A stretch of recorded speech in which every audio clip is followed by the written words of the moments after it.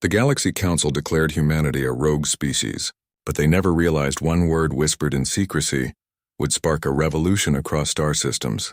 As Captain Reed watched the Mandari telepaths fix their gaze, he knew the vote was rigged. The code Spartacus echoed through the chamber, turning celebration into a countdown to war. What did that word truly mean, and how did it unite enslaved species against their oppressors? This is the story of how a single act of defiance reshaped the galaxy. The star station Nexus Prime hung in perfect orbit, its crystalline surfaces scattering light from 3 suns into a diamond-like shimmer. The entire structure served as a testament to galactic cooperation, though in the quiet chambers below, something far darker than diplomacy was taking shape. Captain Marcus Reed maintained his position at parade rest, every muscle in his body alert. His eyes moved methodically across the council chamber, analyzing tactical data where others saw only ceremony.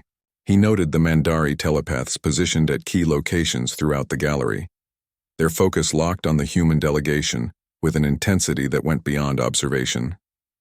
This wasn't casual attention, it was targeting. Reed's gaze shifted to the honor guards lining the perimeter.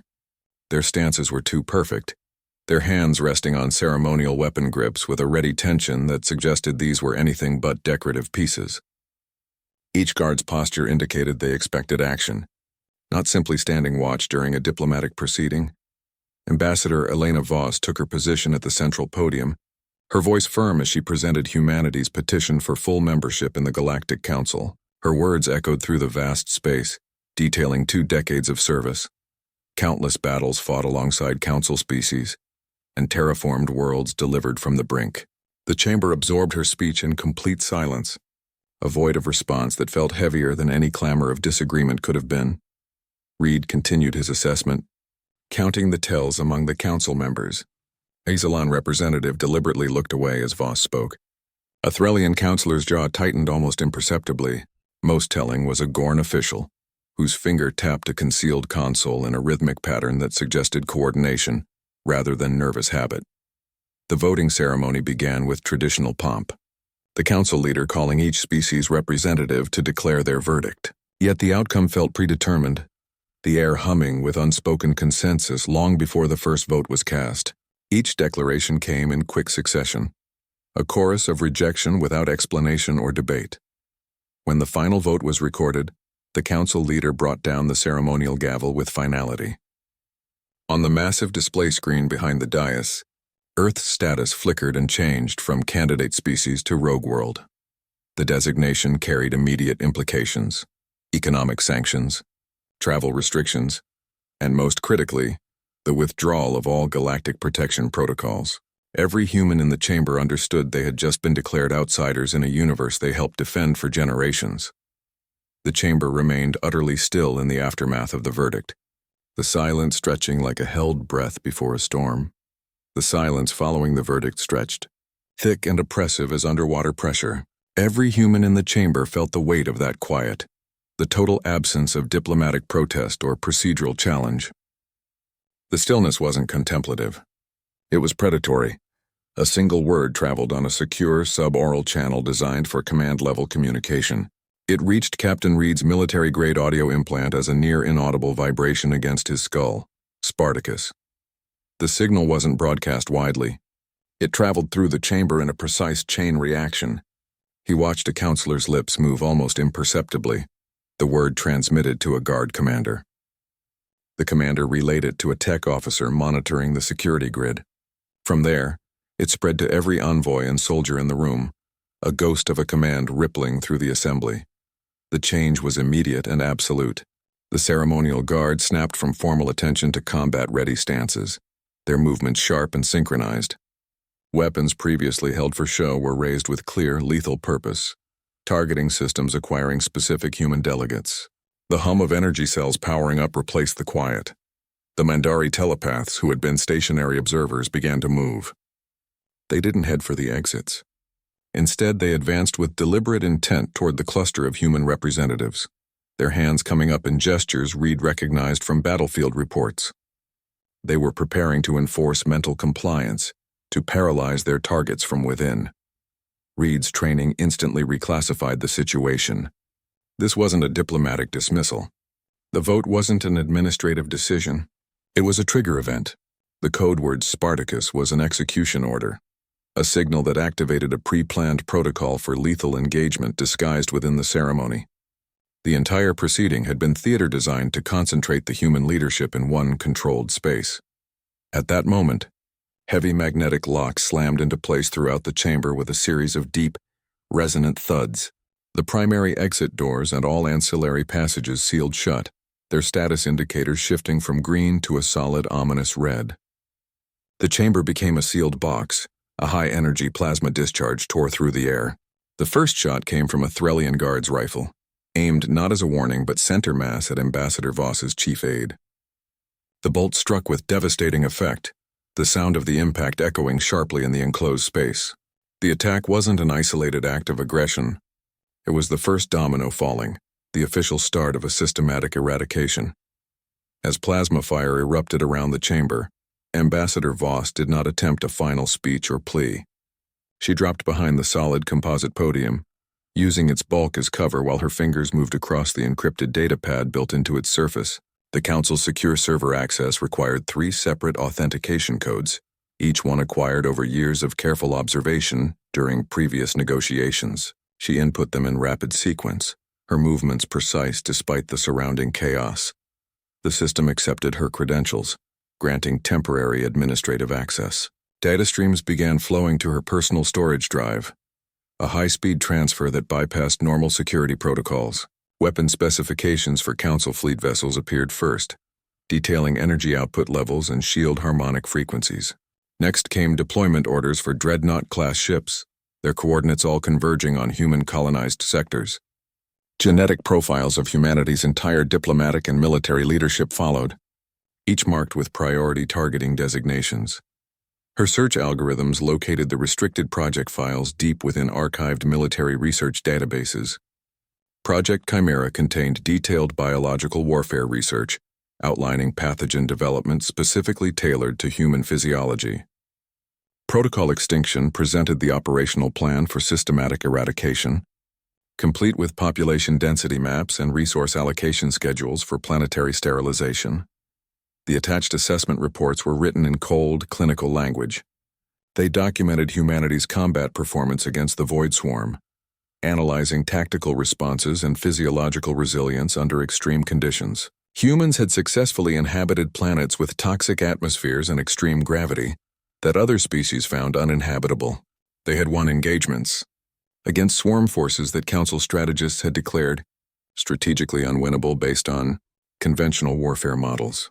The reports concluded that humanity represented the ideal shock troop contingent. Their biological durability allowed deployment in environments that would kill other species. Their tactical adaptability enabled victory in situations where standard doctrine predicted failure. Most significantly, their psychological profile indicated they would follow orders without requiring the telepathic conditioning that controlled other military forces.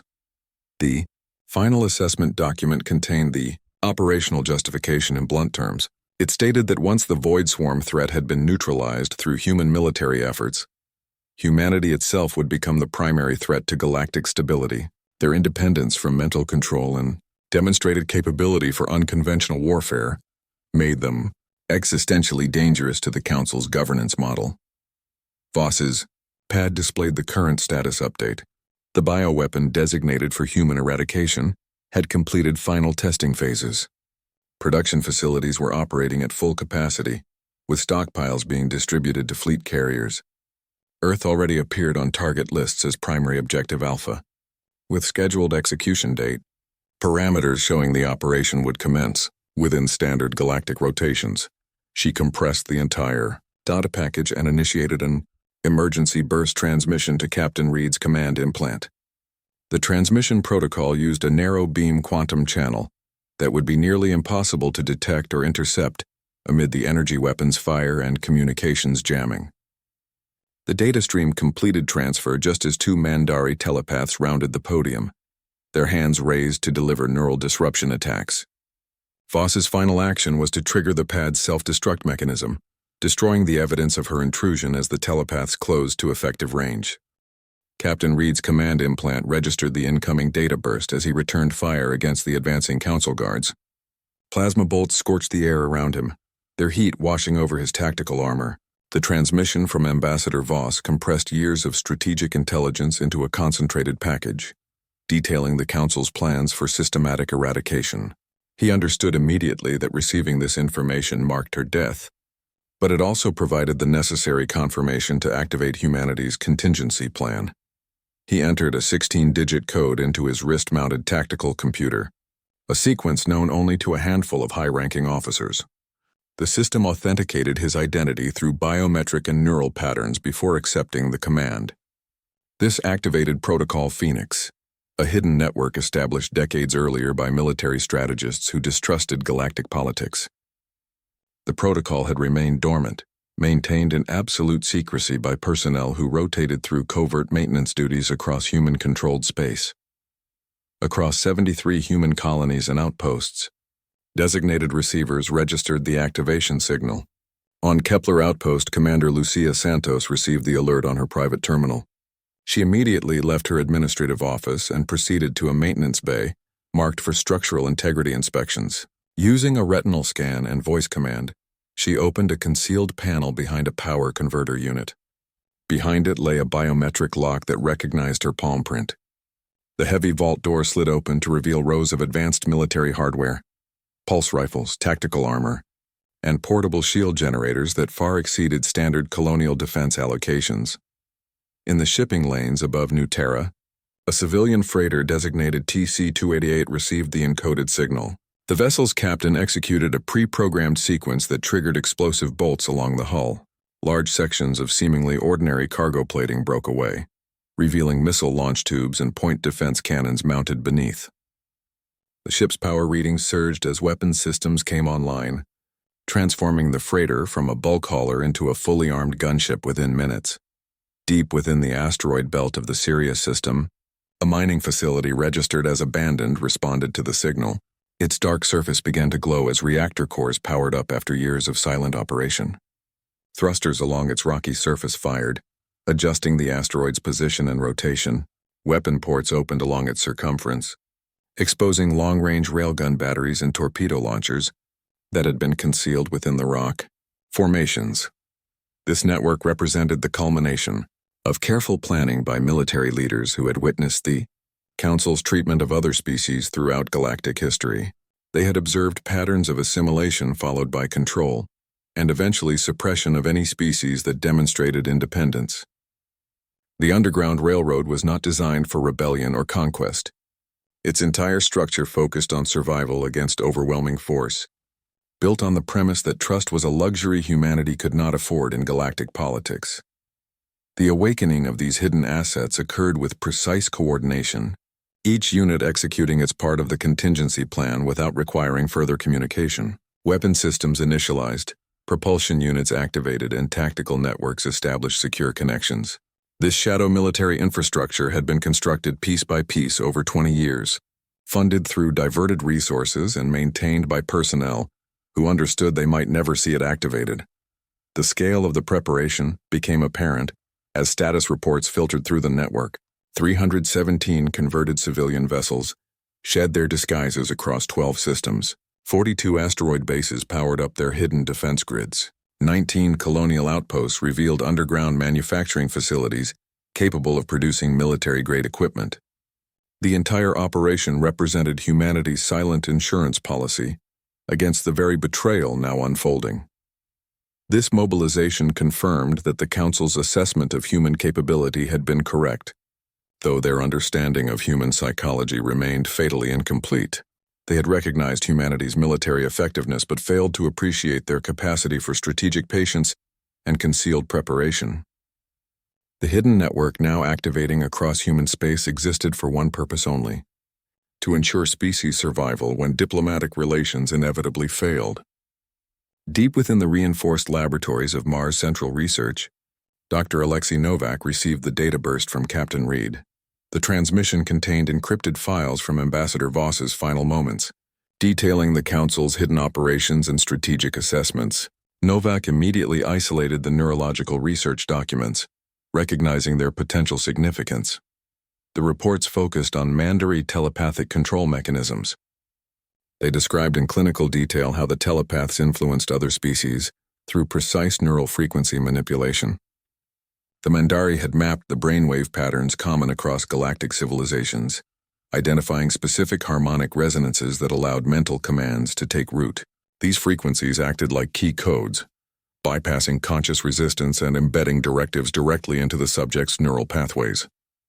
The data showed consistent success rates across dozens of species.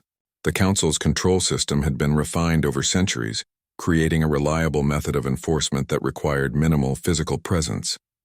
Telepathic commands could suppress rebellion, enforce compliance, and even reshape cultural development across entire populations. The system represented the foundation of the Council's political control throughout known space. Human test results appeared as a separate annex within the files.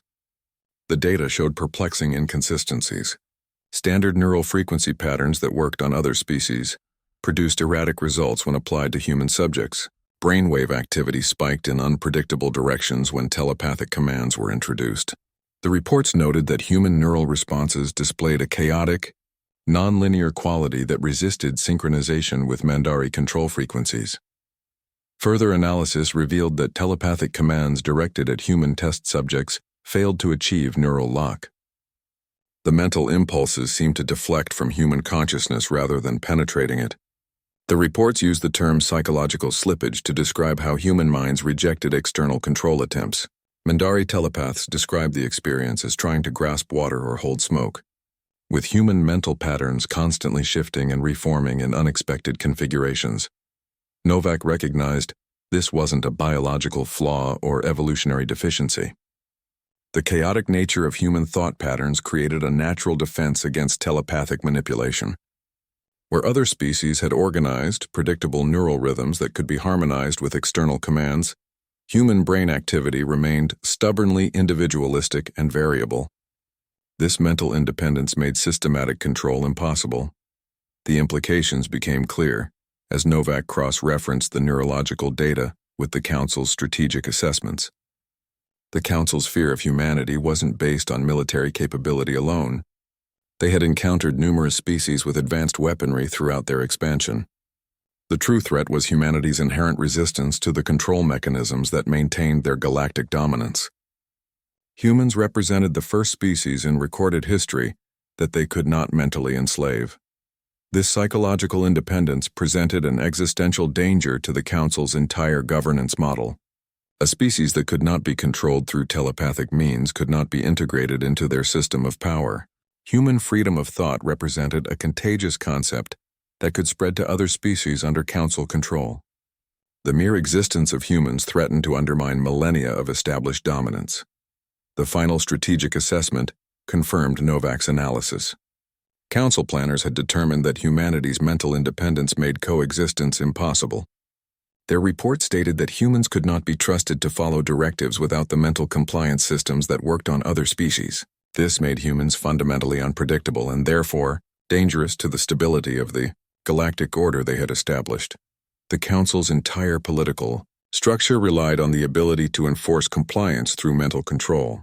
Humanity's resistance to this control represented a vulnerability that could potentially unravel their authority across thousands of worlds. This explained the extreme measures outlined in Protocol Extinction. The Council wasn't merely eliminating a military rival. They were exterminating a threat to the very foundation of their power. Human freedom represented a concept they could not allow to exist within their controlled galaxy. Captain Reed reached the communications array as plasma fire scorched the bulkheads around him. The Council buoy hung in space just beyond the station's defensive perimeter, its antenna array gleaming like a silver web against the stars. He bypassed 3 security protocols using codes extracted from Voss's data transmission. The system acknowledged his access with a single status indicator, shifting from red to green. He did not compose a distress call or request for negotiations. Instead, he prepared a data package containing everything they had uncovered. The transmission contained Ambassador Voss's stolen files detailing Project Chimera and Protocol Extinction. It included Dr. Novak's analysis of human mental resistance to telepathic control. Most critically, it carried the audio recording of the Spartacus execution order, whispered through the council chamber. Reed set the broadcast parameters to maximum power and widest frequency spread. The transmission would cover every channel from subspace emergency bands to civilian entertainment frequencies. The signal erupted from the buoy's transmitters, flooding communication networks across council space. It bypassed standard encryption protocols because Reed used the council's own emergency broadcast override codes. The data stream reached mining colonies on remote moons where Cathrak laborers operated heavy machinery under telepathic supervision. It penetrated engine rooms on Zahirian vessels, where teams maintained propulsion systems under mental compulsion. It even reached agricultural worlds where entire species worked fields under invisible psychological control. Enslaved species heard the transmission through implanted comm units or public address systems. They saw the Council's plans for human extermination laid out in clinical detail. More significantly, they found appended documents showing their own scheduled eradication timelines.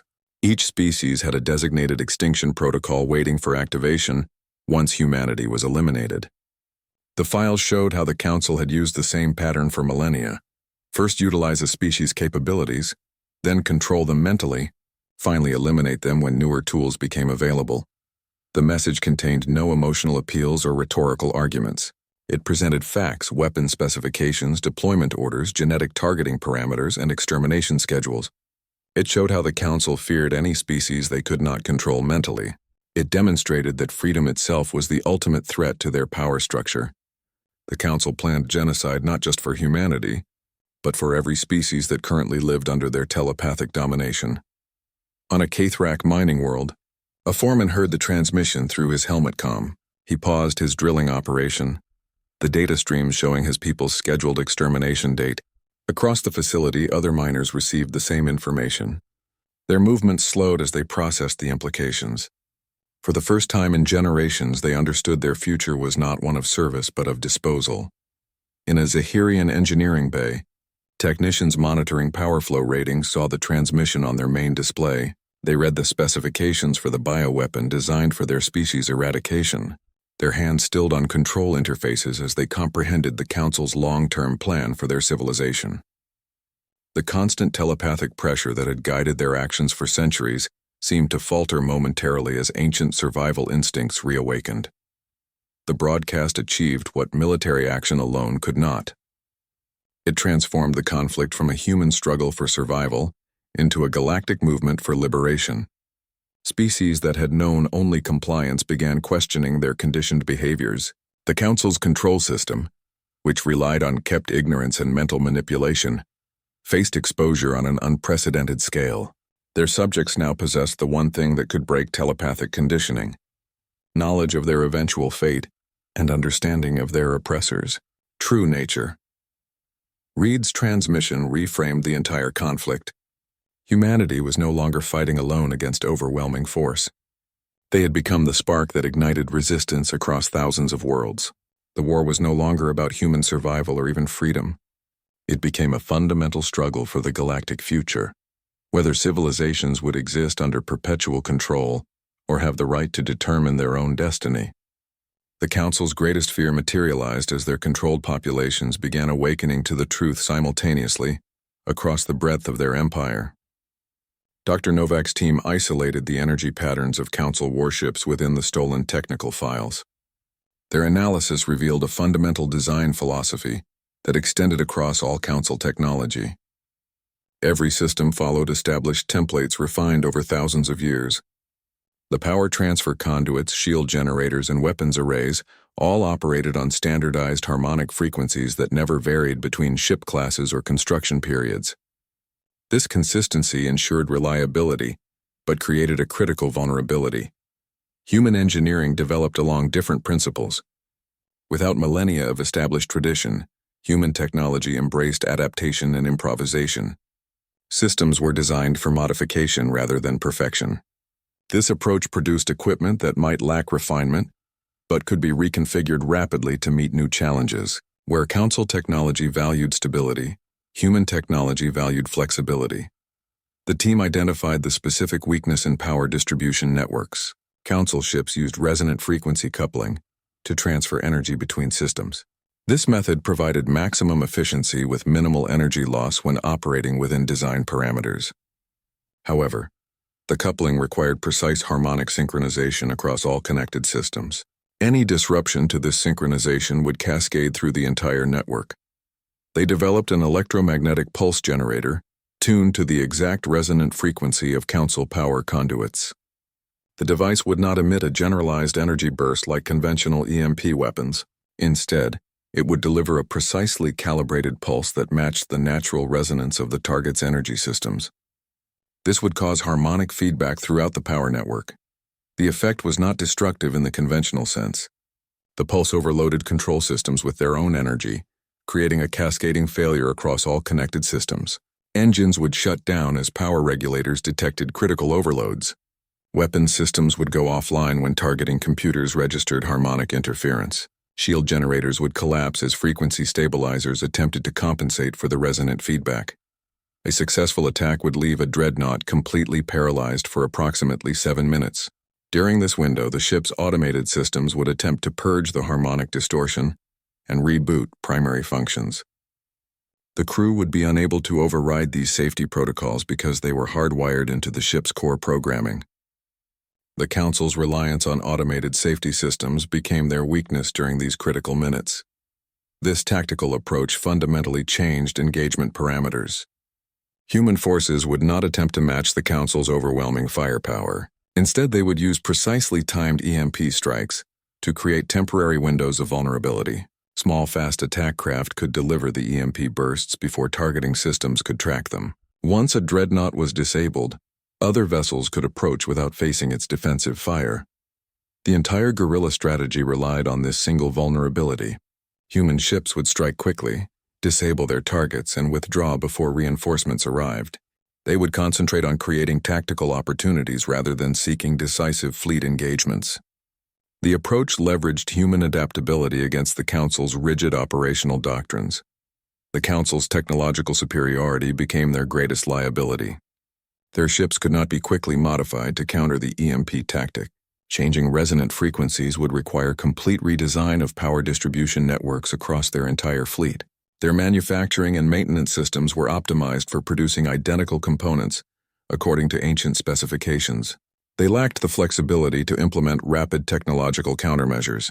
Their tactical responses remained predictable according to established combat doctrines. They continued to deploy ships in traditional formations and follow standard engagement protocols. These patterns made their movements easier to anticipate and exploit. Human commanders could predict Council fleet responses with reasonable accuracy. Based on their analysis of historical battle records, the Council's military infrastructure could not adapt quickly enough to counter human tactics. Their command structure required approval through multiple levels before implementing changes to standard operating procedures. This bureaucratic inertia prevented rapid adaptation to unexpected combat scenarios. By the time they developed countermeasures for one tactic, human forces had already developed 3 new variations.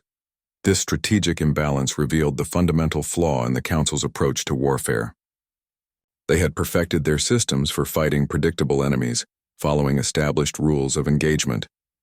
Humanity represented an unpredictable variable that operated outside their centuries of tactical planning. The very stability that made Council technology so reliable also made it vulnerable to unconventional attacks targeting its design consistency. The emergency transmission from Nexus Prime reached Earth's orbital monitoring stations, carrying the full tactical assessment of protocol extinction. Satellite networks relayed the data to command centers across the planet, confirming humanity's worst-case scenario had become operational reality. Defense grids immediately elevated to maximum readiness status as the planet prepared for imminent attack. President Catherine Vale addressed the global population through emergency broadcast channels. Her message contained no appeals to emotion or attempts to minimize the threat. She presented the Council's extermination plans with clinical precision, detailing the bioweapon capabilities and fleet deployment schedules. The response across Earth showed no signs of panic.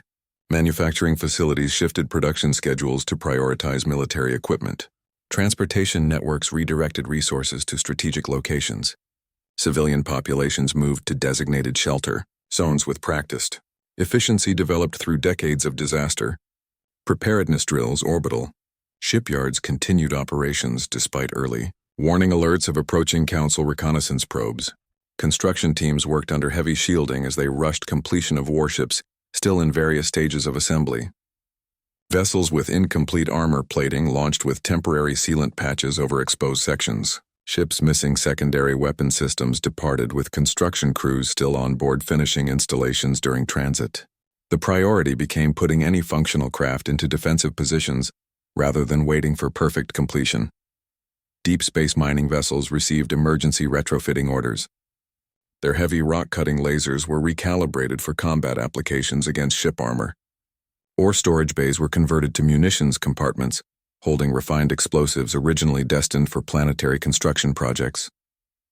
Cargo haulers mounted salvageable weapon systems on their external frames, creating improvised gunships that sacrificed protection for firepower.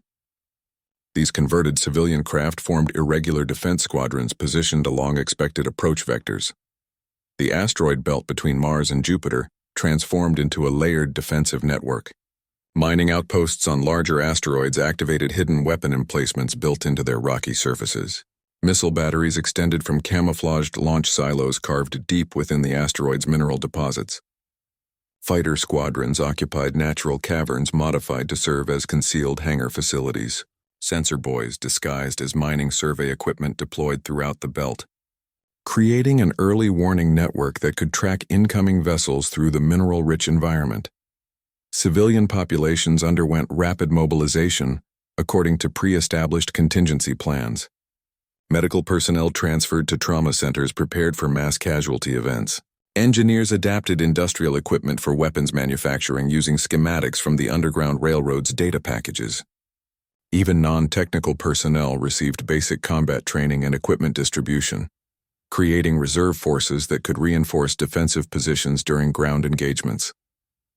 The entire population shifted from peacetime activities to wartime readiness with minimal disruption. The defensive strategy focused on making planetary conquest economically and militarily unsustainable. Tactical planners calculated the resource expenditure required for a full planetary invasion against the damage human forces could inflict. Defense systems were positioned to maximize attrition against attacking forces rather than preventing penetration entirely. The objective became ensuring any victory would cost the Council more resources and casualties than the strategic value of capturing Earth planetary defenses integrated with the activated Underground Railroad assets to create a unified resistance network. Orbital platforms coordinated with asteroid-based installations and surface batteries to create overlapping fields of fire. Command centers established redundant communication links using civilian infrastructure, repurposed for military coordination. The entire system was designed to remain operational, even if individual components were destroyed during combat. Earth's transformation from vulnerable target to fortified position served as both practical defense and psychological warfare. The visible preparation demonstrated humanity's refusal to accept the Council's verdict of extinction. The scale of mobilization sent a clear message to other species considering resistance, that organized defiance against overwhelming force remained possible. The planet became a symbol of resistance that extended beyond its tactical military value, representing the possibility of standing against apparently invincible oppression. The first response to Captain Reed's broadcast did not originate from human space. The energy spike registered on long-range scanners near Kepler Outpost showed a warp signature that matched no known human vessel configuration. The emerging fleet consisted of angular warships with armor plating, marked by weapons scoring and repair patches. These vessels showed the visual evidence of prolonged combat operations, their hull configurations optimized for function rather than aesthetic considerations. This was the Cathrak Liberation Fleet, a force that had resisted Council control for generations. Their ships took up defensive positions around Kepler Outpost, weapons systems tracking potential threats while maintaining non-aggressive postures toward human defenses. War Master Gree established communication with Captain Reed, using old resistance frequencies that predated human contact with the Council. His people had survived numerous extermination campaigns through strategic adaptation and tactical innovation. The Cathrak offered more than additional warships to the conflict. Their commanders possessed extensive experience fighting Council forces across diverse environments and operational conditions. They understood Council tactical doctrines and command decision-making processes. This knowledge included patterns of fleet deployment, preferred engagement ranges, and standard responses to guerrilla tactics. Their intelligence on Council psychological warfare methods proved particularly valuable for countering telepathic operations. The next arrival came from Zahirian Engineering Corps vessels that translated from warp space near the Martian defense perimeter. Their ships displayed extensive modifications to standard Council designs, with custom power routing and unconventional weapon placements. Zahirian teams immediately began analyzing captured Council technology, identifying performance improvements and potential vulnerabilities. Their engineers could reconfigure any technological system to operate beyond its designed parameters through creative power, management, and component repurposing. The Vex Collective emerged near the asteroid belt defenses, their organic-looking ships moving with perfect coordination. The hive mind species established instant communication links across the developing coalition forces. Their ability to process tactical data across multiple battle spaces simultaneously provided a strategic advantage no individual species could match. The collective could coordinate fleet movements with precision that eliminated communication delays and decision-making latency. This convergence of species transformed the military situation fundamentally. The rebellion evolved from a human resistance operation into a multi-species coalition with complementary capabilities. Each member species brought specialized knowledge and unique strengths to the combined force structure. The Kythrak provided combat experience and intelligence on Council operations. The Zahirians delivered technological innovation and system modification expertise. The Vex Collective offered unmatched coordination and data processing capabilities. The coalition established a unified command structure that integrated species representatives at all decision levels. This ensured tactical plans incorporated diverse perspectives and operational experiences. Joint training exercises familiarized different species with each other's capabilities and combat methodologies. The cooperative framework demonstrated that species could work together without telepathic coercion or hierarchical domination. The combined strength of the coalition represented the Council's worst strategic nightmare. They now faced a coordinated resistance that blended human adaptability with Kythrak experience, Zahirian innovation, and Vex coordination. This force could engage Council fleets using tactics that exploited their operational weaknesses while avoiding direct confrontation where their superior firepower provided advantage. The coalition's diverse capabilities made their strategic options increasingly difficult to predict or counter through standard Council military doctrine. The alliance's formation demonstrated that Reed's broadcast had achieved its intended effect. Species that had previously resisted Council control in isolation now united under a common purpose. Their collective strength created strategic opportunities that none could have achieved independently. The coalition became a viable military force capable of engaging Council assets across multiple fronts simultaneously, forcing them to divide their attention and resources. The Council's fleet movements shifted from methodical to frantic. Command vessels that had maintained defensive formations now accelerated toward human space at maximum warp. Logistics ships that normally followed behind combat units advanced alongside them. This breakdown of standard deployment protocols indicated a fundamental change in strategic thinking. They were compressing timelines that had been carefully developed over decades of planning. The dreadnought Eternal Dominion moved from its position in reserve to the vanguard of the advancing fleet. Its massive frame dwarfed the battleships escorting it, but its weapon configurations showed unusual modifications. Standard projectile launchers and energy emitters had been replaced with launch tubes that matched no known weapon specifications in the Council's arsenal. The vessel's energy signatures indicated power requirements far exceeding those needed for conventional armaments. Coalition intelligence analysts detected the anomaly immediately. The Eternal Dominion's reactor output exceeded theoretical maximums for its class. Heat dispersal systems operated at critical levels even during transit. These readings suggested the ship carried a payload that required constant energy expenditure just to maintain containment. The vessel functioned less like a warship and more like a delivery system for something that demanded extraordinary measures to control. Further analysis revealed the truth. The Dreadnought's modifications centered around a single massive weapon system, occupying what would normally be hangar bays and troop deployment facilities.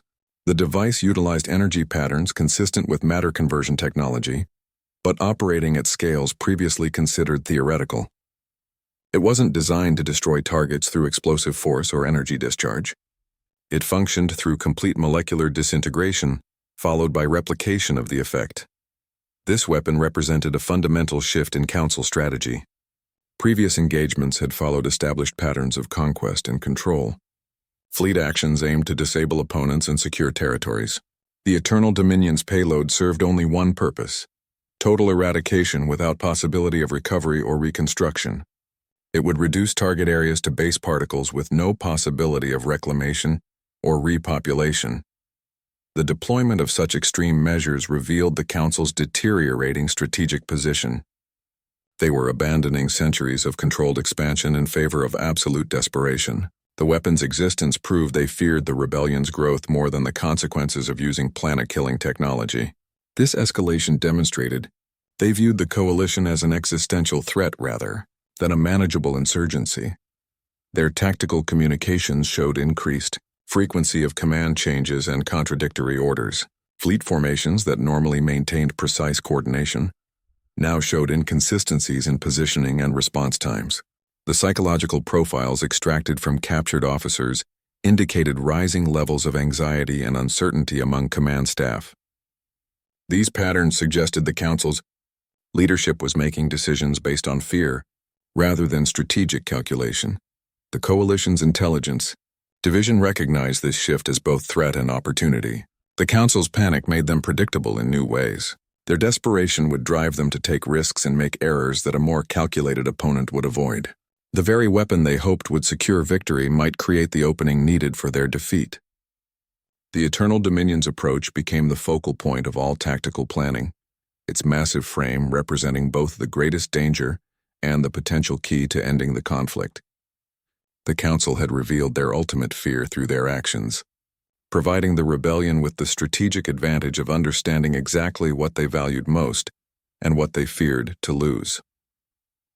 Dr. Kim isolated the sensor data stream from the Eternal Dominion, focusing on the anomalous energy readings that defied conventional weapon signatures.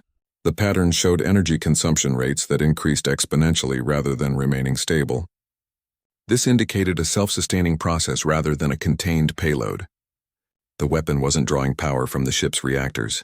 It was generating its own energy through some internal mechanism. The analysis revealed the terrible truth. This was not a biological agent in the traditional sense. It functioned as a nanophage, a microscopic machine designed for consumption and replication. Each individual unit would break down organic material at the molecular level, using the resulting matter to create additional copies of itself. The process would continue exponentially until all available biomass had been converted. The weapon represented a theoretical nightmare scenario that human scientists had described for centuries. It wasn't designed to kill life, it was engineered to consume it completely. Each nanite would process organic material into more nanites, creating an endless cycle of consumption and replication. There would be no remains, no residue, only the silent expansion of the consuming swarm. Containment protocols were mathematically impossible once activation occurred. The replication rate calculations showed planetary saturation within standard days.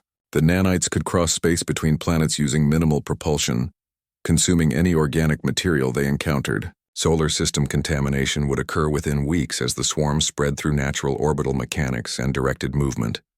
The expansion would continue exponentially across interstellar distances. Within years, the entire galaxy could fall to the silent consumption. The weapon had no off-switch or cancellation mechanism. Its design ensured that once activated, the process would continue until no organic material remained available for consumption. Standard sterilization methods would prove ineffective. The nanites could survive extreme temperatures, radiation exposure, and vacuum conditions.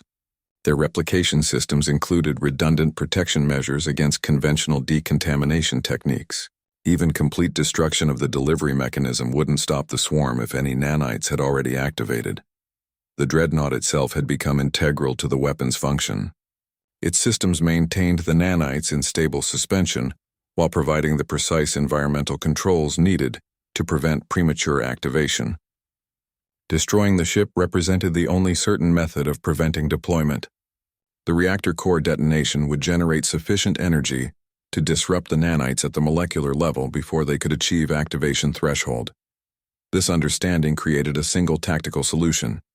A boarding team would need to penetrate the dreadnought's defenses, reach the reactor core, and initiate a catastrophic overload. The explosion would vaporize the ship and its payload completely. The mission profile allowed for no extraction or retreat. The team would need to remain aboard to ensure detonation occurred. The strategic assessment confirmed there were no alternatives. No external weapon could guarantee complete destruction of the nanite stockpile before activation. No diplomatic solution existed for a weapon designed solely for total annihilation. The suicide mission represented the only possible method of preventing galactic extinction. The cost of failure extended beyond the loss of the boarding team. It meant the end of all organic life in known space. Reed stood before the main display showing the Eternal Dominion's schematics. He did not issue a command. He presented the mission parameters with complete transparency. The objective involved boarding the dreadnought, penetrating its defensive layers, reaching the main reactor core, and initiating a catastrophic overload. He detailed the security systems, crew complement, and defensive measures they would encounter. The statistical probability of mission success calculated at 18%. The survival probability registered as 0. Every member of the bridge crew stepped forward simultaneously. Morrison detached from his console, his expertise in system intrusion critical for bypassing security protocols. Dr. Kim closed her research files, her knowledge of reactor physics necessary for calculating the precise overload sequence. Thompson secured his sidearm, his combat experience essential for overcoming internal resistance. Chen relinquished the navigation controls, her piloting skills required for the approach and insertion. These individuals represented different specializations within human capability. Morrison's talent involved understanding complex systems and finding unconventional access points. Dr. Kim's expertise focused on theoretical physics and practical application under extreme conditions. Thompson's training emphasized tactical response and threat neutralization in confined spaces. Chen's skill set combined precise maneuverability with rapid decision-making under pressure. Their voluntary commitment demonstrated a fundamental aspect of human psychology that the Council's assessments had consistently underestimated. The value lay not in blind obedience to authority but in conscious choice to accept sacrifice for a greater purpose. This willingness to embrace certain death for the possibility of saving others represented a behavioral pattern that telepathic control could never replicate or comprehend. The team moved to the shuttle bay without further discussion. They equipped themselves with standard boarding gear modified for this specific mission profile. Their preparations were methodical and efficient, each member performing their assigned tasks with focused precision. There were no dramatic speeches or emotional farewells. The gravity of their decision required no additional emphasis. The shuttle detached from the main vessel and began its approach toward the Eternal Dominion. The size discrepancy between the two craft was visually staggering. The shuttle measured 40 meters in length while the dreadnought stretched over 8 kilometers from bow to stern. Their small craft appeared as a mere speck against the massive warship's hull, like an insect approaching a mountain. Their approach vector took them through the dreadnought's defensive perimeter. Point defense systems tracked their movement but did not engage. The Council's security protocols apparently classified such a small craft as beneath notice or perhaps as debris. This oversight in their threat assessment parameters created the narrow window the team needed to reach the external docking ports. Chen guided the shuttle toward a maintenance airlock near the engineering section. Her movements were precise adjustments rather than dramatic maneuvers. She matched velocities with the massive vessel while maintaining minimal energy signature. The docking procedure involved magnetic clamps and cutting tools rather than standard airlock connections. They would need to create their own entry point rather than using established access ways. The team remained silent during the final approach. Each member focused on their specific responsibilities for the initial penetration. Morrison prepared his intrusion equipment for bypassing the hull security systems. Thompson checked his weapon and positioning for immediate combat engagement upon entry. Dr. Kim monitored the reactor signatures to verify their insertion point alignment. Captain Reed coordinated their efforts while maintaining awareness of external threats. Their shuttle made contact with the dreadnought's hull with a faint vibration transmitted through the frame. Magnetic clamps secured them against the metal surface. Cutting equipment began its work on the outer hull plating, sending subtle vibrations through the craft. The team took their positions at the airlock, preparing to transition from the relative safety of their shuttle to the hostile environment of the enemy warship. The operation had transitioned from planning phase to active execution, while plasma fire echoed through the corridors as Thompson engaged advancing security teams. Morrison worked at a terminal he had patched into the Dreadnought's archival database. His intrusion software bypassed 6 security layers, granting access to historical records that even most council members likely never saw. These files predated the current galactic order by thousands of standard cycles. The earliest records described a different power structure entirely. The species that now comprised the council hierarchy appeared not as rulers, but as enslaved laborers. They served a civilization referred to only as the Ancients, beings of immense technological capability who had established dominion over multiple galaxies. The records showed council species performing manual labor, serving as auxiliary forces, and undergoing systematic mental conditioning. The turning point came when several subject species discovered the neural frequency patterns that allowed telepathic control. They realized the Ancients used these same patterns to maintain their dominance. Through coordinated rebellion, they turned the mastery system against its creators.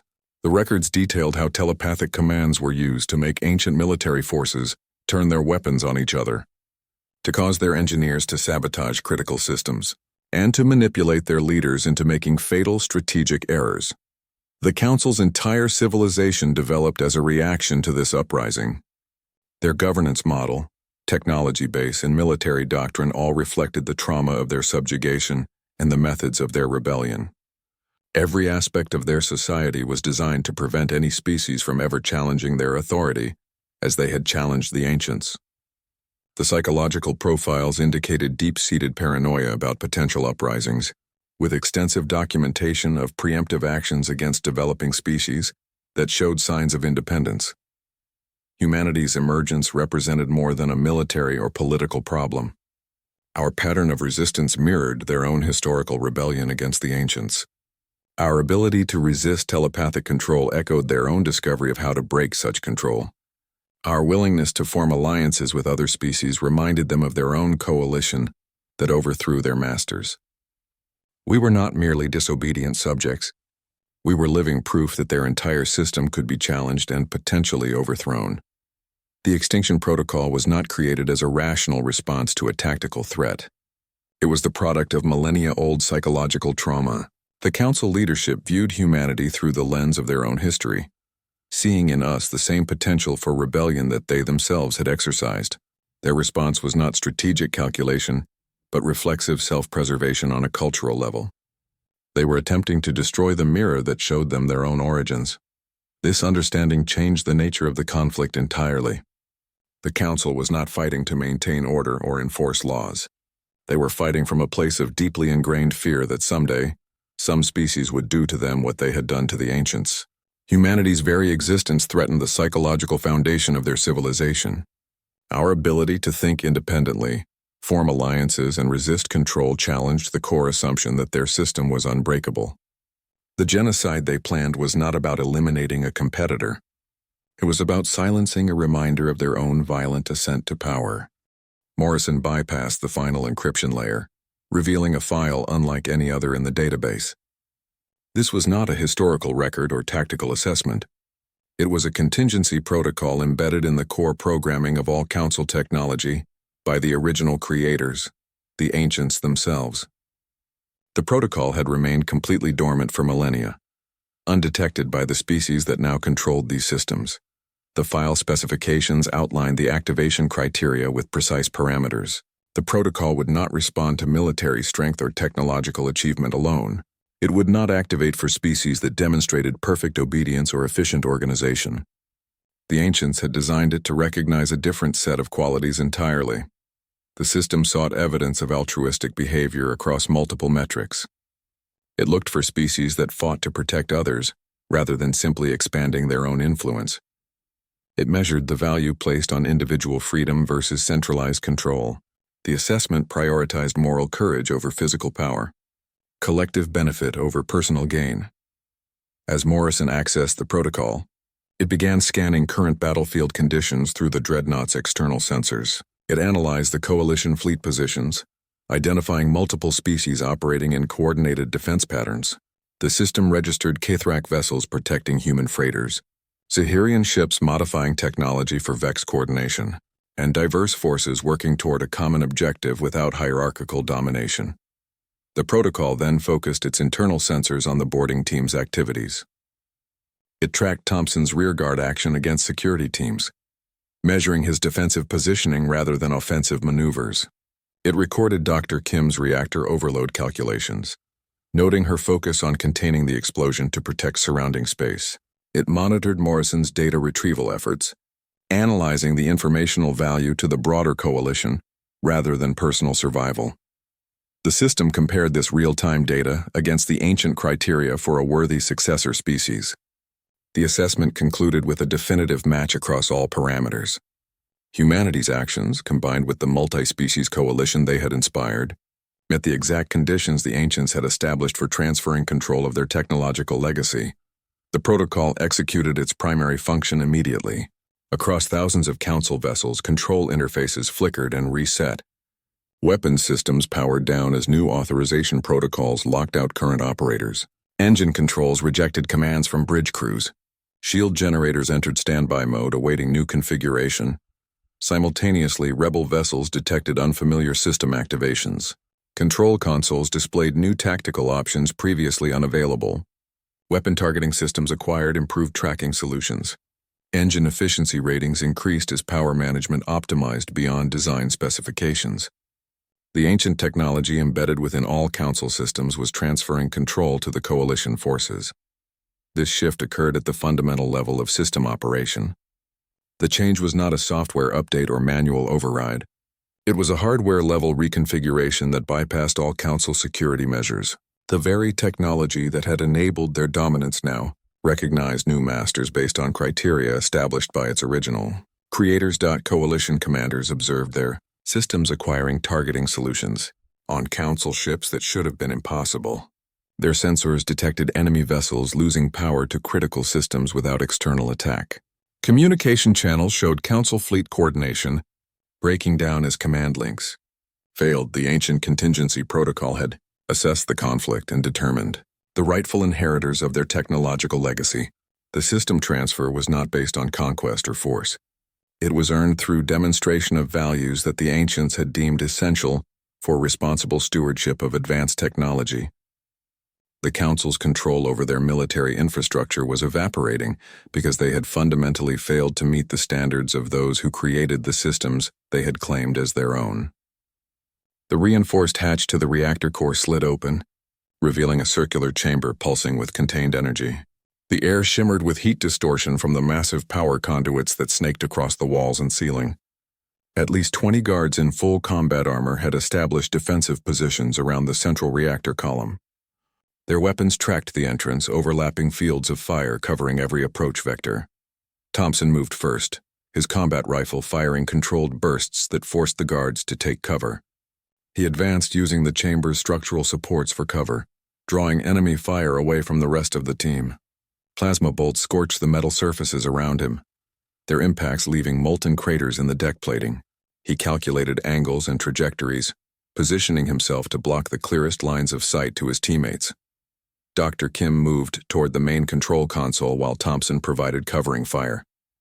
Her fingers flew across the interface, bypassing safety protocols with codes extracted from the stolen data. She initiated the overload sequence, setting the reactor to critical levels that would trigger a cascade failure. The system acknowledged each command with status indicators shifting from green to amber to red. Her calculations accounted for every variable, from energy dissipation rates to structural integrity margins. The countdown timer appeared on the main display. 7 minutes until detonation. The shockwave projection showed their shuttle would be caught in the initial energy release. Standard warp escape required 8 minutes for proper drive spooling and navigation calculations. The math was unequivocal. They would be vaporized before achieving safe distance. Chen studied the emergency protocols while monitoring external conditions. She abandoned the warp jump solution and began calculating a wormhole generation sequence. The maneuver existed only in theoretical models, never tested under actual combat conditions. The equations showed the wormhole would form for approximately 3 seconds before collapsing from energy instability. The temporary spatial distortion would create a localized gravity well that would delay the explosive shockwave's expansion. The containment effect would last just long enough for their shuttle to reach minimum safe distance. However, the gravitational stresses would likely tear their vessel apart during transit. The maneuver traded certain destruction for a slim possibility of survival. Reed reviewed the calculations and gave the authorization. Chen input the final commands, her hands steady on the controls. The shuttle's engines began building power for the wormhole generation, drawing energy from systems normally reserved for life support and communications. Warning indicators flashed across the control panel as systems approached critical stress levels. Thompson maintained his defensive position as the guards intensified their assault. His ammunition counter showed critically low levels. He switched to sidearm fire, conserving his remaining rifle rounds for precise shots against advancing targets. His body armor had taken multiple hits, the outer layers scorched and compromised. He continued to reposition, drawing enemy attention away from the reactor controls. The team completed their preparations and began moving back toward the access corridor. Thompson provided covering fire until the last possible moment, his position becoming completely surrounded. His final transmission confirmed the corridor was clear for their retreat. The team moved quickly toward their shuttle, the sound of plasma fire continuing behind them. They reached the airlock and secured the hatch behind them. Chen initiated the emergency undocking sequence while the others took their stations. The shuttle detached from the dreadnought's hull, its thrusters firing to create separation. The wormhole generator reached activation threshold, its energy signature distorting space around the small craft. The Eternal Dominion's structural framework groaned under the strain of its overloaded reactor. Energy spikes tore through its hull in violent bursts, each eruption signaling the final moments of the massive warship. Simultaneously, a new transmission surged across galactic networks, emerging not from human or council sources, but from the reactivated ancient relay stations. This signal carried no complex tactical data or diplomatic messages. It was a single word, broadcast in a frequency pattern that bypassed all standard communication protocols. The word freedom resonated across every open channel, repeating in every known language throughout Council space. It reached military vessels, civilian networks, and planetary communication systems without distinction. On Council ships, the effect was immediate and absolute. Control consoles that had responded to command inputs moments earlier now displayed access denial messages. Weapons systems powered down without manual intervention, their energy readings dropping to standby levels. Engine control interfaces rejected navigation commands from bridge crews. The shift occurred simultaneously across thousands of vessels, creating instant confusion among fleet commanders. The ancient infrastructure had executed its final protocol. The systems that had formed the foundation of Council power for millennia now recognized new operators based on the criteria established by their original creators. This transfer of control wasn't a gradual process, but an instantaneous reconfiguration at the hardware level. Council officers found themselves locked out of their own vessels, watching as system after system rejected their authority. Chancellor Valdris attempted to activate the final contingency measure from his command center. The telepathic domination weapon represented the Council's ultimate enforcement tool, capable of overriding independent thought across entire populations. He input the activation codes with precision, following the emergency protocols exactly as specified. The system analyzed his command intent through neural interface scanning. It detected the purpose behind the activation request, not defense or protection, but the imposition of absolute control over other species. This intent directly contradicted the core principles embedded in the ancient technology. The security protocols recognized the attempted activation as an act of tyranny, rather than legitimate command. The domination weapon system initiated shutdown procedures instead of activation. All related subsystems powered down completely, their control interfaces going dark. The failure wasn't temporary or partial. It was a permanent deactivation of the Council's most powerful tool of psychological control. The technology had judged its intended use unacceptable according to the standards of its creators. This rejection triggered cascading failures throughout the Council's command infrastructure. Military coordination networks lost their central authorization nodes. Communication systems severed links to leadership channels. The hierarchical control structure that had maintained order for centuries began collapsing from within as subordinate units found themselves without direction or oversight. The Council's power, which had rested entirely on their control of ancient technology, evaporated within moments. Their authority hadn't been defeated through military force alone, but rendered obsolete by the very systems they had claimed as their own. The technological foundation of their empire had judged them unworthy of command based on criteria established millennia before their rise to power. Officers across the fleet faced impossible decisions without guidance from central command. Some attempted to maintain control through local authority, but found their systems increasingly unresponsive to their commands. Others recognized the shift in power dynamics and began communicating with coalition forces. The rigid command structure that had ensured obedience for generations now accelerated its own disintegration. The single word continued broadcasting across all frequencies, its simple message underscoring the complete transformation occurring throughout Council space. Freedom wasn't just a concept anymore. It had become an operational condition enforced by the most advanced technology in the galaxy. The Council's reign ended not with explosive destruction, but with the silent withdrawal of the systems that had enabled their control. The rebel coalition ships moved forward as Council vessels drifted powerless. Their systems remained locked in standby mode, weapons offline and engines unresponsive. The Kethrak fleet formed the spearhead of the advance, their angular warships pushing through blockades that had stood for generations. They encountered no resistance from the immobilized defense platforms, their progress marked only by the silent drifting of Council ships that could only watch their approach. Zahirian engineering. Teams accessed planetary defense grids through backdoor protocols recovered from the ancient databases. They bypassed security systems that had kept populations contained for centuries. Planetary shield generators powered down across dozens of worlds. Ground-based weapons emplacements shifted to standby mode. Prison facilities registered mass door release commands that opened every cell simultaneously. The electronic cages that had confined entire species dissolved in coordinated sequence. The Vex Collective coordinated the simultaneous liberation operations across 1,000 worlds. Their hive mind processing capability managed fleet movements, ground operations, and communication networks as a single integrated system. Rebel forces arrived at prison camps as the gates swung open. Medical ships descended to planets whose populations had known only forced labor. Supply vessels distributed food and equipment to species that had lived under rationing systems for generations. This was not warfare in the conventional sense. There were no massive fleet engagements or prolonged ground campaigns. The Council's military infrastructure had collapsed from within, leaving no coordinated resistance. Their forces either surrendered voluntarily or found themselves isolated and outnumbered by newly liberated populations. The entire structure of control unraveled like a network whose central node had been disabled. The psychological impact became more significant than any military action. Council fleet commanders watched as liberated species joined the rebel forces. They saw Kethrak miners taking up arms alongside human soldiers. They observed Zahirian technicians repairing rebel vessels that hours earlier they would have been ordered to destroy.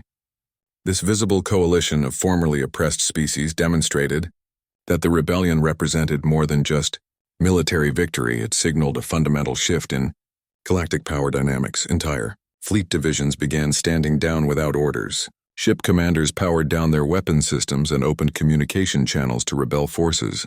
They recognized that continued resistance served no strategic purpose when their own technology had rejected their authority. The myth of Council invincibility shattered completely, replaced by the reality of their systemic failure. The conflict concluded without formal surrender ceremonies or treaty signings. Council forces simply stopped fighting as the scale of their defeat became undeniable. Military units surrendered en masse to rebel commanders. Planetary governors transferred authority to interim administrations. The war ended through silent acknowledgement that the existing power structure had collapsed beyond recovery. The galaxy achieved freedom, not through the strength of any single fleet or species. The victory came from the widespread acceptance of an idea that had spread through Captain Reed's broadcast and the ancient activation signal. The concept that species could govern themselves without external control proved more powerful than any weapon system. This ideological shift transformed subjects into citizens and prisoners into partners. The Council's reign ended not with explosive destruction, but with the quiet realization that their authority had evaporated. Their control mechanisms had failed simultaneously across thousands of worlds. The technological foundation of their power had judged them unworthy and transferred allegiance to those who valued freedom over domination. Their entire system of governance dissolved because it could not withstand the simple truth that all species possessed the right to self-determination. The victory parades held no conquering banners. No fleets occupied former council worlds. Instead, diplomatic teams extended invitations to join a new governing body. The transition occurred through negotiated agreements rather than imposed terms. Former council species retained their sovereignty while accepting new mutual defense obligations. The Galactic Federation Charter was drafted in the same chamber where humanity had been condemned. The document's foundational principle emerged from the war's central lesson. It established liberty as the highest value, placing it above control in every constitutional article. The framework prohibited any form of mental manipulation or coercive governance across member worlds. Admiral Reed helped design the Federation's defense force. Their operational doctrine focused exclusively on protection rather than domination. Fleet deployments required approval from multiple species representatives. Weapons development adhered to strict defensive limitations. The military served as a protective shield rather than an enforcement tool. Monuments rose across hundreds of worlds. The memorial on Nexus Prime bore Ambassador Voss's name alongside the crew of the suicide mission. Each plaque listed the fallen without distinction of species or rank. The memorial services included representatives from every civilization touched by the conflict. The ceremonies emphasized remembrance rather than celebration. The historical record was preserved in educational systems galaxy-wide. Students learned how the Council's paranoia about losing control led to their catastrophic miscalculation. The curriculum detailed how courage and sacrifice built a new political structure from the ashes of the old. The lessons focused on the practical consequences of fear-based governance. The Federation's operational systems incorporated safeguards against repeating past errors. Regular psychological evaluations monitored leaders for signs of authoritarian thinking. Government transparency requirements prevented the development of secret programs. Cross-species oversight committees reviewed all military and research initiatives. Humanity's role transformed completely within the new galactic community. They were no longer the outsider species seeking acceptance.